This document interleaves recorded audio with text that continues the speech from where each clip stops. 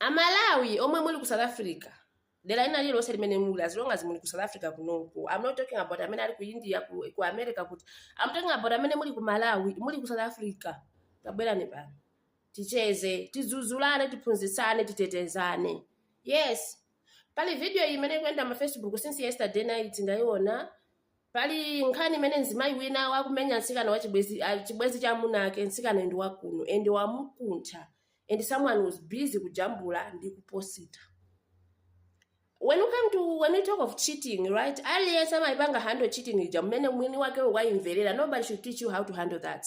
And amati asakamenyana ndi mwamuna yebwanyi, mwamuna ndi amene ali uhule. Aliyense amazipanga handle zimene zimene wamvera. Apopo ndesi munthu sadza kuphunzitsana.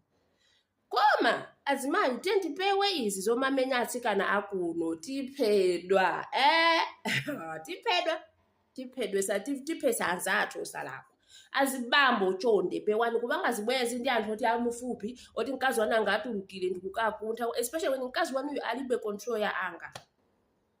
Kumasa zibambo azimayi ndi azibambo chonde kuno ngati kumalawa magya munanu ndi zibwenzi munazolowere ndiwe ya beating those girlfriends and you think you are okay. Don't do that kuno nkopya kuno izi nikuti kubanga chibwezi ndi mamuna wa mwini, they don't fight. Akangolemba anyaupe awa pasaka ndi 50 rand bola asuta chamba ndi zimene angasuta and kill you with a gun, my sister, and they are dying for 15 rand kuno. So utapewa ni moyo mene mukwana tukuza kuti kapa ngozi komanso mene amazimayi uja amamenyera nsikana uja. And someone was there kumajambula and kumayankhula chiyawa basi chemwali kaya mwachita bwanji paja kumajambula mwamaliza you post anthu aone dziko linditame. Amalawi kamera iyi itipesa. Oh, because in that jambula I have to post and people are busy sharing. At the end of the day nkhani ja iwafika anthu akuno. Do you think mbale wana ali safe? Do you think kumene ku ali kuja kuli safe and above ku KZN kwawo kwa mazulu amene amapesa xenophobia, my brother, my sister. My behavior ena utendizipanga kwathu kuno kuti sapange. Kaya kwenu ko mumamenya azimayi achibwenzi kuno musapange atsikana ndi azimayi kuno tente ngobwerako ntchito ndi mabanja meti ndabwererawo.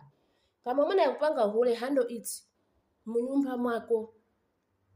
But don't go ndikukamenya mkazi wachibwenzi kuno si ku Malawi. Even ku Malawi madelaina sungapange zimene zamalozana. Ndi kunoso kuno baphana ndi futi. Kuno tusamaloza kuti ayene simungandithe ine ndine Malawi, my sister akuphathabe ndi futi, you are gone. So chonda zanga. Kaya mwamona uchitu kukonda motani. Wino azimayi ena tiri kwameti makonda zibambo more than our lives.